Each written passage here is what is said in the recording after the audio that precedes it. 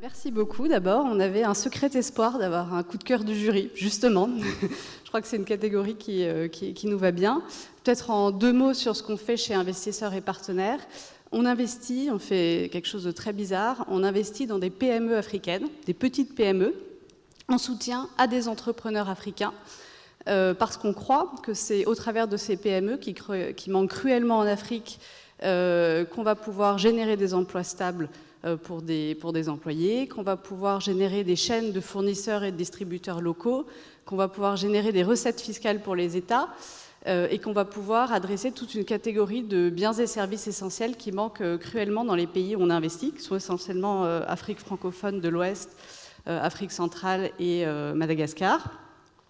Et alors, du point de vue ESG, on fait des choses en fait assez basiques. Sur le plan social, nous, dans nos entreprises, déjà, on espère que tous les employés vont avoir un contrat de travail, ce qui en soi, dans certaines entreprises, est un énorme défi.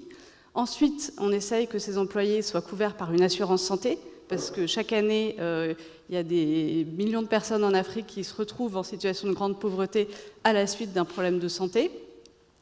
On essaye aussi que ces personnes aient accès à des formations.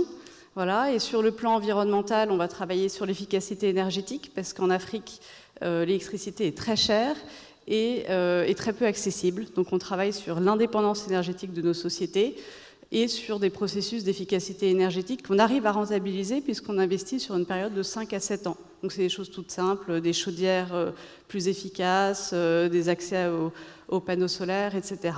Et puis sur le plan de la gouvernance, c'est lutter contre la corruption qui est omniprésente. Donc beaucoup l'analyser avant d'investir, parce que parfois certaines sociétés sont dans des secteurs qui ont des contrats qui ne sont pas transparents par nature, donc c'est quelque chose qu'il faut beaucoup analyser. Et sur la mise en place d'une gouvernance, puisque souvent, nous, c'est un entrepreneur avec sa petite société, et quand on arrive, on lui demande de mettre en place un conseil d'administration, de partager les décisions, etc. Voilà, et merci beaucoup. Merci.